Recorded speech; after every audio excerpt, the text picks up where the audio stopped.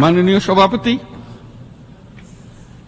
যে রাষ্ট্র কাঠামো দুঃসহ হয়ে গেছে তার পুনর্গঠনের জন্য আমাদের তরুণরা, দেশের আপামর জনসাধারণ একমত হয়ে আমার এবং আমার উপদেষ্টা পরিষদের উপর আস্থা রেখে সরকার পরিচালনার এক মহান দায়িত্ব আমাদের উপর ন্যস্ত করেছে।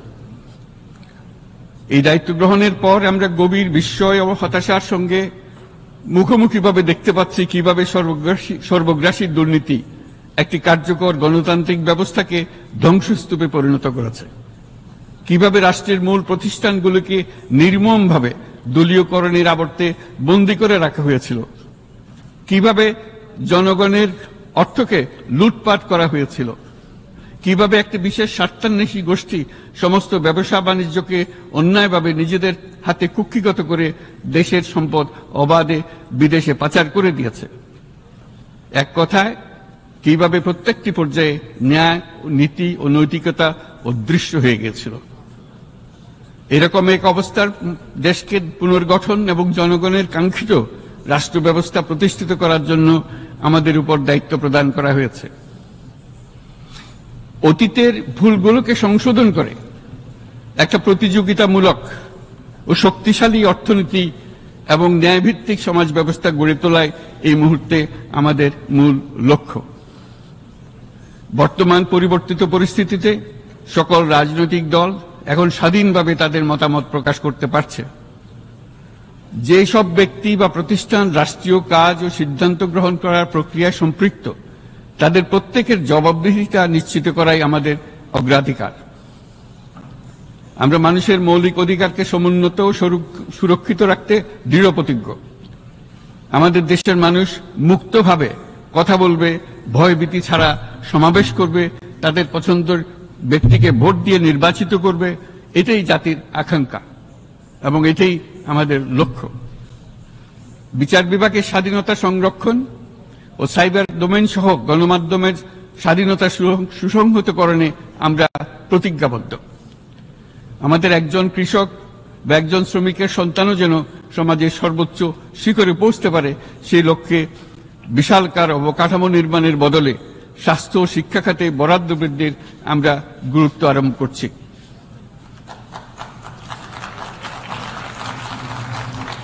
রাষ্ট্র ব্যবস্থার সকল পর্যায়ে সুশাসন ফিরিয়ে আনাই আমাদের অভীষ্ট। বাংলাদেশে যেসব আন্তর্জাতিক, আঞ্চলিক এবং দ্বিপাক্ষিক চুক্তির পক্ষভুক্ত, সেগুলো প্রতিপালনে আমাদের সরকার বদ্ধপরিকর।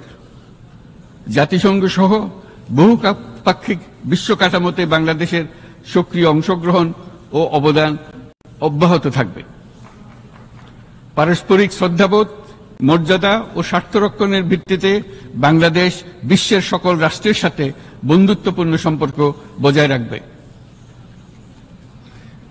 মাননীয় সভাপতি, গত 7 সপ্তাহের মধ্যে আমাদের সরকার বিভিন্ন গুরুত্বপূর্ণ পদক্ষেপ গ্রহণ করেছে।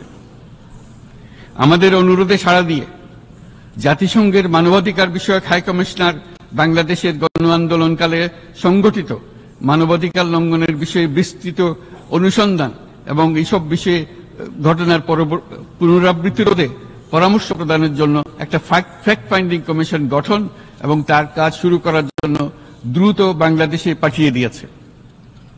আমি তাকে বাংলাদেশের পক্ষ থেকে অশেষ ধন্যবাদ জানাচ্ছি।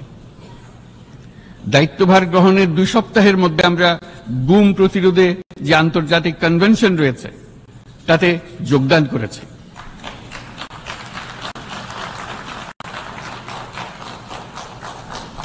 এর আশু বাস্তবায়নের জন্য প্রয়োজনীয় দেশীয় আইন ও বিধি প্রণয়নে আমরা এখন প্রক্রিয়া শুরু করেছি। বাংলাদেশে গত 1.5 দশকে যে সমস্ত গুমের অভিযোগ রয়েছে সেগুলো তদন্ত করার জন্য একটি তদন্ত কমিশন এই মুহূর্তে কর্মরত আছে। মানুষের আস্থা, আত্মবিশ্বাস ফিরিয়ে আনতে এবং নির্মম অতীত যেন আর ফিরে না আসে কোনোদিন, সেজন্য আমরা কিছু সুনির্দিষ্ট খাতে সংস্কারকে অগ্রাধিকার দিয়েছি। সেই লক্ষ্যে আমরা বিদ্যমান নির্বাচন ব্যবস্থা, সংবিধান, বিচার ব্যবস্থা, জনপ্রশাসন, আইন শৃঙ্খলা ব্যবস্থা সংস্কারে সংস্কারের জন্য স্বাধীন কমিশন গঠন করেছে। সংবাদপত্র ও গণমাধ্যমের সংস্কারের জন্যও পৃথক কমিশন সহ আরো কয়েকটি বিশেষ বিষয়ে কমিশন গঠন প্রক্রিয়াধীন রয়েছে। ব্যবসা বাণিজ্যে অনুকূল পরিবেশ সৃষ্টির লক্ষ্যে আমরা ব্যাংক ও আর্থিক খাতের ব্যাপক সংস্কারের উদ্যোগ গ্রহণ করেছি। কোনো বিদেশি ব্যবসা বা বিনিয়োগ যেন ক্ষতিগ্রস্ত না হয় তা নিশ্চিত করতে আমরা বদ্ধপরিকর। এসব সংস্কার যেন টেকসই হয়, দীর্ঘমেয়াদে নিশ্চিত করতে এবং অবাধ ও নিরপেক্ষ অংশগ্রহণমূলক নির্বাচনের জন্য উপযোগী পরিবেশ সৃষ্টি করতে আমরা কাজ করে যাচ্ছি। গণতন্ত্র, আইনের শাসন, সমতা, সমৃদ্ধি অর্জনের মাধ্যমে একটি ন্যায়ভিত্তিক সমাজ হিসেবে আত্মপ্রকাশের অভিপ্রায় বাস্তবায়নে আমি বাংলাদেশের প্রতি আন্তর্জাতিক সম্প্রদায়ের সমর্থন ও গভীরতর সম্পর্ক গঠন করার জন্য আহ্বান জানাচ্ছি।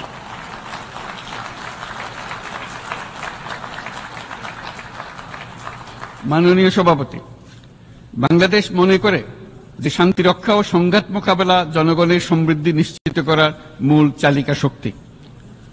সাম্প্রতিক বিপ্লবকালে আমাদের ইতিহাসের সবচেয়ে কঠিনতম সময়ে জনগণের মুক্তির আকাঙ্ক্ষা পূরণে তাদের পাশে দৃঢ়ভাবে দাঁড়িয়ে আমাদের সাহসী সশস্ত্র বাহিনী সমূহ আরো একবার শান্তির প্রতি তাদের অঙ্গীকার প্রমাণ করেছে।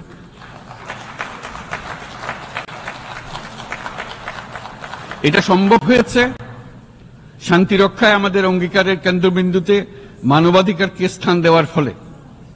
জাতিসংঘের পিস বিল্ডিং কমিশনের সূচনা লগ্ন থেকেই শান্তি রক্ষার মতো শান্তি বিনির্মাণেও বাংলাদেশ সমান অঙ্গীকার ব্যক্ত করে এসছে।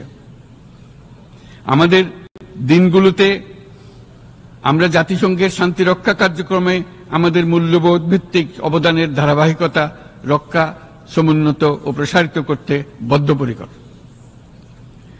জাতিসংঘের শান্তি রক্ষা কার্যক্রমে অবদানকারী তৃতীয় বৃহত্তম রাষ্ট্র হিসেবে বাংলাদেশ এখন পর্যন্ত 43টি দেশে 63টি মিশনে শান্তিরক্ষী প্রেরণ করেছে।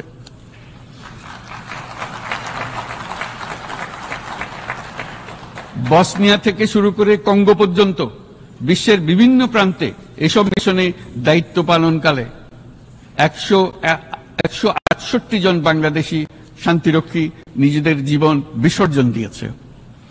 আমরা আশা করি যে কোনো অবস্থায় নানা প্রতিকূলতা সত্ত্বেও জাতিসংঘের ভবিষ্যৎ শান্তিরক্ষী কার্যক্রমগুলোতে বাংলাদেশের প্রতিরক্ষা বাহিনীর সদস্যরা একইভাবে অবদান রাখার সুযোগ পাবে।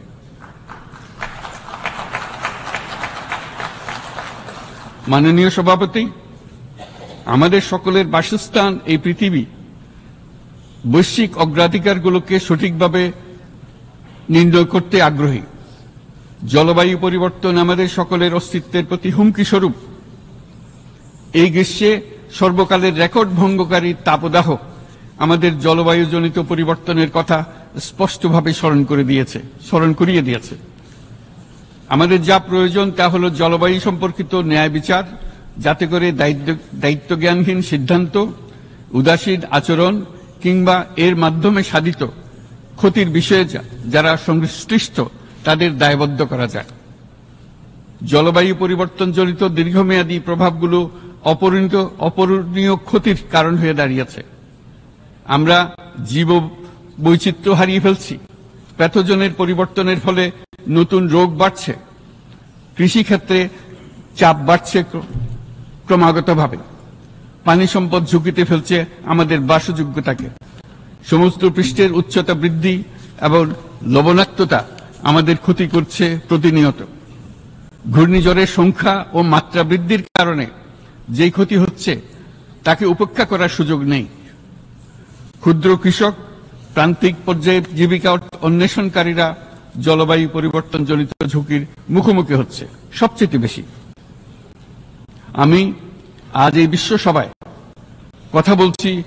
যখন কথা বলছি তখন বাংলাদেশের পূর্বাঞ্চলে 50 লাখেরও অধিক মানুষ তাদের জীবদ্দশায় হওয়া সবচেয়ে ভয়াবহ বন্যা মোকাবেলা করে যাচ্ছে।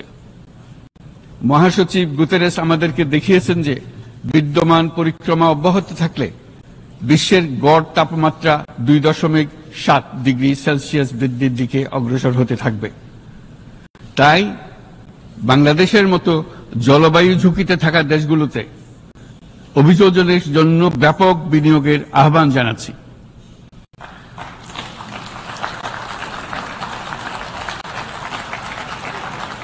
এছাড়াও উদ্ভাবনী শক্তির প্রয়োগ, অতিরিক্ত অর্থায়নের মাধ্যমে লস এন্ড ড্যামেজ ফান্ডকে কার্যকর করা আমাদের জন্য অত্যন্ত গুরুত্বপূর্ণ।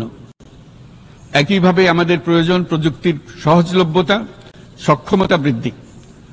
নির্দিষ্ট করে বললে আমাদের দরকার জীবন রক্ষাকারী প্রযুক্তি, বিশেষত কৃষি, পানি এবং জনস্বাস্থ্য খাতে, যেখানে ক্ষুদ্র ক্ষুদ্র উদ্ভাবন এবং সমাধানসমূহ ঝুঁকিতে থাকা জনগোষ্ঠীকে রক্ষা করতে পারে। জলবায়ু সংকটের মোকাবেলা এবং বৈশ্বিক অর্থনীতি সুসংহতকরণে আমাদের যুগপৎভাবে কাজ করতে হবে। বিশ্ব সম্প্রদায় এখন কার্বন মুক্ত পৃথিবী গড়ে তুলতে মনোযোগী হচ্ছে। বিশ্বের অধিকাংশ মানুষকে এই ধরনের পরিবর্তনের সুফলভোগী করতে হলে নেট জিরো পৃথিবীর দিকে আমাদেরকে অগ্রসর হতে হবে। বাংলাদেশের মতো দেশগুলোকে সাথে নিয়ে যেতে হবে। তা না হলে পারস্পরিক দায়িত্ববোধের মাধ্যমে পারস্পরিক সমৃদ্ধি অর্জনে আমাদের সার্বজনীন অঙ্গীকার পূরণে পিছিয়ে পড়ব আমরা। এই ক্ষেত্রে আমি বিশ্বাস করি সমগ্র বিশ্ব একসাথে 3-0 লক্ষ্য অর্জনের ধারণা বিবেচনা করে দেখতে পারে, যার মাধ্যমে আমরা শূন্য দারিদ্র্য, শূন্য বেকারত্ব এবং শূন্য নেট কার্বন নিঃসরণ অর্জন করতে পারি। যেখানে পৃথিবীর প্রতিটি তরুণ তরুণী চাকরি প্রার্থী না হয়ে বরং উদ্যোক্তা হিসেবে নিজেকে প্রতিষ্ঠিত করার সুযোগ পাবে। তারা যেন এই সম্পদের সীমাবদ্ধতা সত্ত্বেও নিজ নিজ সৃজনশীলতার বিকাশ করতে পারে, যেখানে একটি ব্যবসায়িক উদ্যোগ সামাজিক সুফল, অর্থনৈতিক মুনাফা এবং প্রকৃতির প্রতি দায়িত্বশীলতার মধ্যে একটি চমৎকার ভারসাম্য আনতে পারে, যেখানে সামাজিক ব্যবসার মাধ্যমে যে কোনো ব্যক্তি ভোগবাদী জীবনধারা থেকে উত্তরণ করে সামাজিক ও অর্থনৈতিক পরিবর্তনের সৃজনশীল শক্তি হিসেবে নিজেকে প্রতিষ্ঠিত করতে পারে।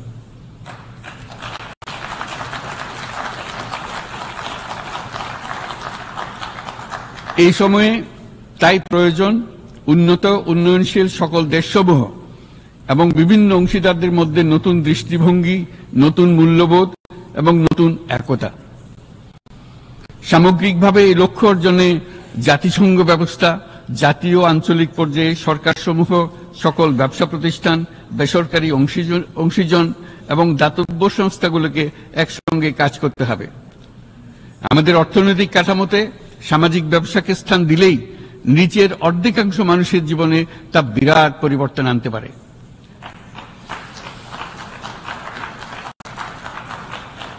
এই পদক্ষেপ একই সঙ্গে জলবায়ুর ধ্বংসাত্মক গতিকে সফলভাবে রোধ করতে পারে এবং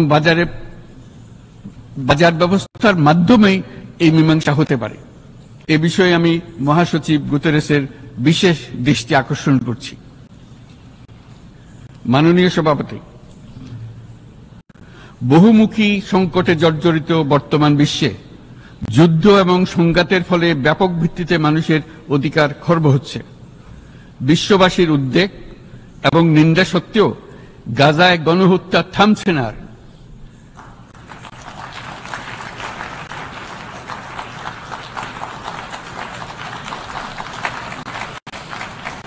ফিলিস্তিনের মতো বিদ্যমান বাস্তবতা কেবল আরব কিংবা মুসলমানদের জন্যই উদ্বেগজনক নয়, বরং তা সমগ্র মানব জাতির জন্যই উদ্বেগের বিষয়।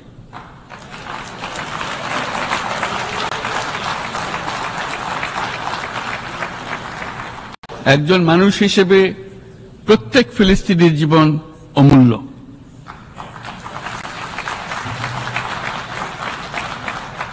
ফিলিস্তিনের জনগণের বিরুদ্ধে যে মানবতা বিরোধী অপরাধ হচ্ছে তার জন্য সংশ্লিষ্ট সকলকে দায়বদ্ধ করতে হবে।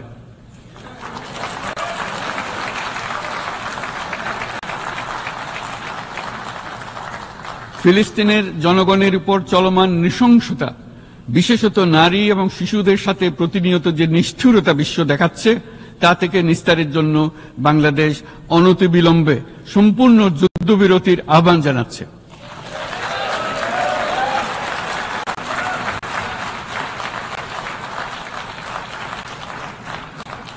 দ্বিরাষ্ট্রভিত্তিক সমাধানেই মধ্যপ্রাচ্যে টেকসই শান্তি আনতে পারবে। তাই জাতিসংঘ সহ আন্তর্জাতিক সম্প্রদায়ের সকলকে এর বাস্তবায়নের জন্য এখনই উদ্যোগ নিতে আহ্বান জানাচ্ছি।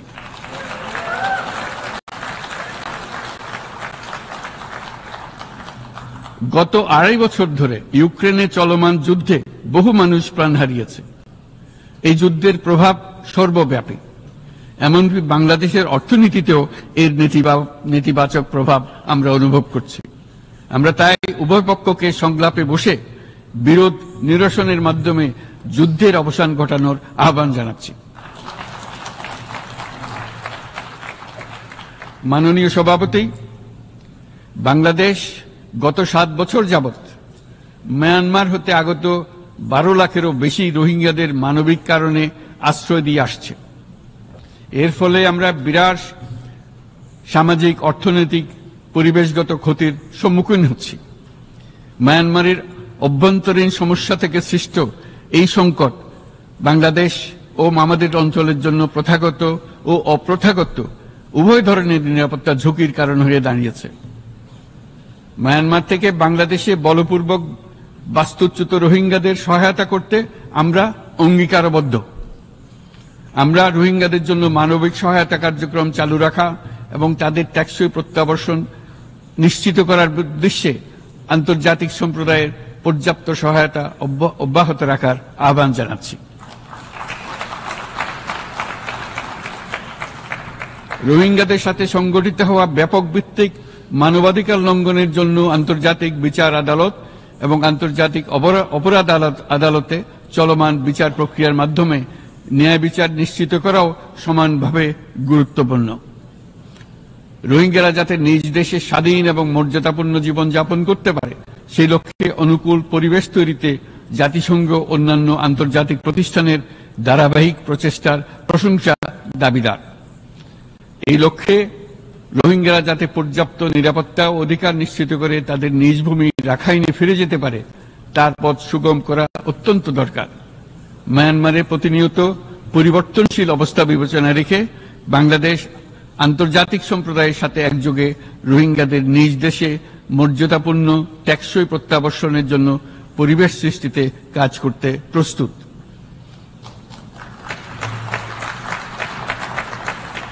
মাননীয় সভাপতি, রাজনৈতিক মুক্তি এবং সামাজিক অর্থনৈতিক জাগরণ ব্যতীত শান্তি ও নিরাপত্তা নিশ্চিত সাফল্য অর্জন করা সম্ভব নয়। প্রায় 1 দশক পূর্বে বিশ্ব সম্প্রদায় সর্বসম্মতক্রমে এজেন্ডা 2030 প্রণয়ন করেছিল। আমরা সবাই আমাদের সামষ্টিক আকাঙ্ক্ষা ও বিশ্বাস অর্পণ করেছি এই সার্বজনীন টেকসই উন্নয়ন অভিষ্টগুলো অর্জনে। সার্বিকভাবে মাত্র 17% ও কম লক্ষ্যমাত্রা অর্জন হয়েছে। স্পষ্টতই এই ক্ষেত্রে অনেক উন্নয়নশীল রাষ্ট্র আরও পিছিয়ে আছে। উন্নয়নশীল দেশগুলোকে এসডিজি অর্থায়নের বছরে প্রায় 2.5 থেকে 4 ট্রিলিয়ন মার্কিন ডলারের সমান ঘাটতি মোকাবেলা করতে হচ্ছে। উন্নয়নশীল বিশ্বের ঋণের বোঝা, ক্ষয়িষ্ণু আর্থিক সক্ষমতা এবং জলবায়ু পরিবর্তনের ক্ষতিকর প্রভাবের কারণে বাংলাদেশের মতো দেশগুলিতে বেশি ঝুঁকিতে রয়েছে। আমরা আশা করি উন্নয়নের জন্য অর্থায়ন সংক্রান্ত 4র্থ আন্তর্জাতিক সম্মেলনে এই ধরনের জটিল এবং কাঠামোগত সমস্যাগুলোর দিকে নজর দেওয়া হবে। বহুপাক্ষিক আর্থিক প্রতিষ্ঠানগুলোকে এমন অভিন্ন লক্ষ্যে নিয়ে যাওয়ার কাজ করতে হবে যাতে সকল রাষ্ট্র সমানভাবে সম্পদ ও সুযোগের ব্যবহার করতে পারে। তারা নিজেদের কর্মসূচিতে সামাজিক ব্যবসাকে গুরুত্বপূর্ণ ভূমিকা দিতে পারে যাতে নিম্ন আয়ের দেশগুলোর বাস্তবতাকে বিশেষভাবে মোকাবেলা করা যায়, যা ব্যবসায়ী উদ্যোগ এবং ব্যক্তির সৃজনশীলতাকে উদ্বুদ্ধ করে, যা বঞ্চিত জনগোষ্ঠীকে বিশালভাবে সহায়তা করে। এই ক্ষেত্রে অবৈধ অর্থের প্রবাহ এবং উন্নয়নশীল দেশগুলো থেকে সম্পদ পাচার বন্ধ করা অত্যন্ত আবশ্যক। উন্নয়নশীল দেশগুলো থেকে পাচার হয়ে যাওয়া সম্পদ ফেরত আনার জন্য আন্তর্জাতিক সহযোগিতা জোরদার করতে হবে। আমরা আশা করি কর ফাঁকি রোধে আন্তর্জাতিক কর কনভেনশন অতি শীঘ্রই গৃহীত হবে। মাননীয় সভাপতি, আমরা যে নিবিড়ভাবে সংযুক্ত বিশ্বে বসবাস করছি, সেখানে অভিবাসন এবং মানুষের অবাধ প্রবাহ এক অলঙ্ঘনীয় বাস্তবতা। বাংলাদেশী নাগরিকরা প্রতিনিয়ত বিভিন্ন দেশে অভিবাসী হিসেবে যাচ্ছেন। তারা বিভিন্ন দেশে তাদের কর্মসংস্থানের সন্ধানে আছেন। বিশ্বের বিভিন্ন প্রান্তে এই মুহূর্তে প্রায় 1.5 কোটি প্রবাসী বাংলাদেশী আছেন। সকলের জন্য অভিবাসনের উপযোগিতা নিশ্চিত করতে বিশ্ব সমাজকে নিরাপদ, সুশৃঙ্খল এবং নিয়মিত মর্যাদাপূর্ণ অভিবাসনের পথ সুগম করতে হবে। আন্তর্জাতিক সম্প্রদায়কে অভিবাসীদের মানবাধিকার এবং তাদের প্রতি মানবিক আচরণ নিশ্চিত করতে হবে। অভিবাসনের উপর 2018 সালে যে গ্লোবাল কম্প্যাক্ট অন মাইগ্রেশন গৃহীত হয়েছে, তার পূর্ণ বাস্তবায়নে বাংলাদেশ প্রতিশ্রুতিবদ্ধ এবং একই সাথে অনিরাপদ অভিবাসন রোধেও আমরা বদ্ধপরিকর। মাননীয় সভাপতি, প্রতি বছর প্রায় 25 লক্ষ তরুণ তরুণী বাংলাদেশের শ্রমবাজারে যুক্ত হচ্ছেন। বাংলাদেশের বিপুল জনশক্তির প্রায় 2/3 তরুণ। এই জনশক্তিকে বর্তমান ও আগামীর জন্য গড়ে তোলা বাংলাদেশের জন্য একটা বড় চ্যালেঞ্জ। ক্রমপরিবর্তনশীল কর্মজগতে একজন তরুণকে প্রতিনিয়ত নতুন দক্ষতা অর্জন করতে হয়। এই কর্মপরিবেশের সাথে মানিয়ে নেওয়া শিখতে হয়। এই জন্য বাংলাদেশ যখন মধ্যম আয়ের দেশ হিসেবে উন্নতি হচ্ছে, তখন আমরা শিক্ষা এবং প্রযুক্তিগত সহায়তা লাভের উপর বিশেষ জোর দিচ্ছি। এবার কৃত্রিম বুদ্ধিমত্তার বিষয়ে আসি। কৃত্রিম বুদ্ধিমত্তার অভাবনীয় বিকাশ এবং এর বহুমাত্রিক প্রয়োগে বাংলাদেশ বিশেষভাবে আগ্রহী। আমাদের তরুণ সমাজ জেনারেটিভ আর্টিফিশিয়াল ইন্টেলিজেন্সের সম্ভাবনা নিয়ে উচ্ছ্বসিত। একজন বিশ্ব নাগরিক হিসেবে তারাও চায় নতুন পৃথিবীতে নিয়োজিত হতে, কর্মক্ষম হিসেবে নিজেকে গড়ে তুলতে। বাংলাদেশের মতো বৃহৎ তরুণ জনগোষ্ঠীর দেশ যাতে কৃত্রিম বুদ্ধিমত্তার প্রয়োগজনিত অর্জিত সুফল থেকে পিছিয়ে না পড়ে, বিশ্ব সম্প্রদায়কে তা নিশ্চিত করতে হবে। একই সঙ্গে নিশ্চিত করতে হবে যেন কৃত্রিম বুদ্ধিমত্তার কারণে কর্মক্ষেত্রে মানুষের চাহিদা ক্রমাগতভাবে সংকুচিত হয়ে না যায়। এই প্রসঙ্গে আমি উল্লেখ করি যে আমরা ভিন্ন একটা ইন্টেলিজেন্স, অটোনোমাস ইন্টেলিজেন্স, অর্থাৎ যে কৃত্রিম বুদ্ধিমত্তা নিজেই নিজের কৃত্রিম বুদ্ধিমত্তাকে সম্প্রসারিত করতে পারে মানুষের কোনো হস্তক্ষেপ ছাড়াই, তার ব্যাপারে আমরা বৈজ্ঞানিকদের দৃষ্টি আকর্ষণ করতে চাই। তারা যেন এই ক্ষেত্রে অগ্রসর হওয়ার আগে মানুষের উপরে প্রভাব সম্বন্ধে নিশ্চিত হয়ে অগ্রসর হন। আমাদের ধারণা, অটোনোমাস ইন্টেলিজেন্স মানুষের অস্তিত্বকে বিপন্ন করে তুলতে পারে। কাজে এই ব্যাপারে আমাদের সম্পূর্ণ সজাগ থাকতে হবে। মাননীয় সভাপতি, আমাদের আসলে দরকার নতুন ধরনের সহযোগিতা কাঠামো, যেখানে বৈশ্বিক ব্যবসা ও জ্ঞানের অধিকারী গোষ্ঠী মানুষের চাহিদাগুলোকে যথাযথভাবে অনুধাবন করবে। আন্তর্জাতিক সহযোগিতার মাধ্যমে উন্নয়নশীল দেশগুলোর জন্য এমন একটি রূপান্তরকারী ব্যবস্থা তৈরি করতে হবে যা কর্মসংস্থান, আর্থসামাজিক প্রতিকূলতা বা জীবিকার জন্য যুৎসয় সমাধান নিশ্চিত করবে। মাননীয় সভাপতি, আমাদের প্রচেষ্টা, সক্ষমতা এবং সম্পদ একত্রীকরণের মাধ্যমে সকলের সামর্থ্য, উদ্ভাবনী শক্তি এবং সমৃদ্ধিকে কাজে লাগাতে হবে। আর্থসামাজিক উন্নয়ন এবং জলবায়ু সহনশীলতা নিয়ে আমরা প্রতিনিয়ত যে প্রতিকূলতার সম্মুখীন হচ্ছি, সম্মিলিত উদ্যোগের মাধ্যমে তার মোকাবেলা করতে হবে।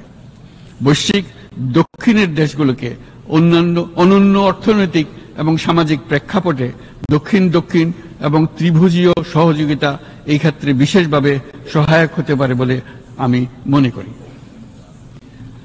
বৈশ্বিক দক্ষিণের আওয়াজকে বিশ্বব্যাপী জোরালোভাবে তুলে ধরার জন্য প্রয়োজন সম্মিলিত উদ্যোগ। সেজন্য বৈশ্বিক এজেন্ডা প্রণয়ন ও বাস্তবায়ন নিশ্চিত করতে বৈশ্বিক দক্ষিণের দেশগুলোর মতামতকে যথাযথ গুরুত্বের সাথে বিবেচনা করতে হবে। জনাব সভাপতি, কোভিড অতিমারির অভিজ্ঞতায় আমরা দেখেছি জনস্বাস্থ্যে ব্যাপক বিনিয়োগ কতটা গুরুত্বপূর্ণ হতে পারে। বিশ্ব স্বাস্থ্য সংস্থায় বৈশ্বিক অতিমারি চুক্তির চলমান আলোচনায় বাংলাদেশ নেতৃত্ব প্রদান করে চলেছে। আমরা চাই কার্যকর আন্তর্জাতিক সহযোগিতা, জনস্বাস্থ্য ব্যবস্থায় অর্থায়ন, প্রযুক্তি হস্তান্তর, গবেষণা ও উন্নয়ন, ভ্যাকসিন থেরাপিউটিক্সের উৎপাদন বহুমুখীকরণ এবং সকল ভ্যাকসিনকে মেধাস্বত্ব অধিকার মুক্ত ঘোষণা করার ব্যাপারে ঐক্যমত্য গঠন। অসংক্রামক রোগসমূহের বিরুদ্ধে লড়াইয়ে এই বিষয়গুলি অত্যন্ত গুরুত্বপূর্ণ। জনাব সভাপতি, এবছর আমরা জাতিসংঘের সাথে বাংলাদেশের অংশীদারিত্বের সুবর্ণ জয়ন্তী উদযাপন করছি। গত 50 বছর ছিল আমাদের জন্য একটা পারস্পরিক শিক্ষণীয় সম্মিলিত যাত্রা। সীমিত উপায়ে বাংলাদেশ বৈশ্বিক শান্তি ও নিরাপত্তা, ন্যায়, সমতা, মানবাধিকার প্রতিষ্ঠায় ধারাবাহিকভাবে অবদান রেখে আসছে। আমাদের সমন্বিত প্রয়াসের পেছনে আছে সত্যিকার অর্থে একটি নিয়মভিত্তিক বৈশ্বিক ব্যবস্থা গড়ে তোলা। এই প্রসঙ্গে উদাহরণ হিসেবে আমি স্মরণ করছি 1999 সালে জাতিসংঘ সাধারণ পরিষদে ক্ষুদ্র ঋণের উপর গৃহীত রেজুলেশনের কথা। সেই সময় জাতিসংঘ 2005 সালকে ইয়ার অফ মাইক্রোক্রেডিট ঘোষণা করেছিল, যার ফলে ক্ষুদ্র ঋণ বিশ্বব্যাপী সম্প্রসারিত হবার সুযোগ পেয়েছিল। একই সময়ে বাংলাদেশের উদ্যোগে গঠিত হয়েছিল ফ্রেন্ডস অব মাইক্রোক্রেডিট। 2001 সাল থেকে সাধারণ পরিষদে কালচার অফ পিস সংক্রান্ত বাৎসরিক যে রেজলিউশন গৃহীত হয়ে আসছে, বা নিরাপত্তা পরিষদে নারী, শান্তি ও নিরাপত্তা সংক্রান্ত যে 1325 নম্বর রেজলিউশন গৃহীত হয়েছিল, তা বাংলাদেশের বিশ্বজনীন উদ্যোগগুলোর প্রতিফলন এবং অবদান। মাননীয় সভাপতি, আজ এই মহান বিশ্বসভায় বিশ্ব নেতৃবৃন্দের উপস্থিতিতে প্রতিধ্বনিত হচ্ছে শান্তি, নিরাপত্তা, ন্যায় বিচার প্রতিষ্ঠা এবং সম্পদের সুষম বন্টনের মাধ্যমে সকলের অন্তর্ভুক্তি নিশ্চিত করার আহ্বান। সদস্য রাষ্ট্র হিসেবে আমাদের প্রত্যেককে আজ গভীরভাবে অনুধাবন করতে হবে কিভাবে আমরা নারী, পুরুষ সকলের জন্য ও আগামীর দিনগুলোতে উদ্যোক্তা হবার সমান সুযোগ সৃষ্টি এবং তাদের ক্ষমতায়ন নিশ্চিত করতে পারি। সকল বৈশ্বিক সমস্যার সমাধানের জন্য আমাদের সবার হাতে যথেষ্ট সক্ষমতা, সম্পদ এবং উপায় রয়েছে। আসুন আমরা জাতীয় বা আন্তর্জাতিক যেসব প্রতিশ্রুতি দিয়েছি তা বাস্তবায়ন করি এবং অর্থনৈতিক ক্ষেত্রে সামাজিক ব্যবসার ধারণা প্রতিষ্ঠিত করে সকল প্রকার বৈষম্য ও অসমতার অবসানে ঐক্যবদ্ধভাবে আমরা কাজ করি।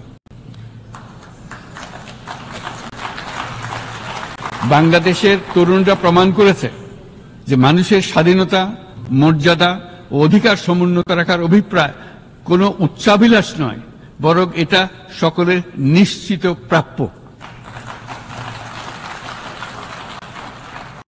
আজ এই মহান সমাবেশে আপনাদের উপস্থিতিতে শান্তি, সমৃদ্ধি ও ন্যায় বিচার নিশ্চিত করতে আন্তর্জাতিক, আঞ্চলিক এবং জাতীয় পর্যায়ে বাংলাদেশে তার ভূমিকাকে ক্রমাগতভাবে জোরদার করার নিশ্চয়তা দিচ্ছে। আজ আপনাদের সবাইকে শুভেচ্ছা জানাচ্ছি, ধন্যবাদ জানাচ্ছি।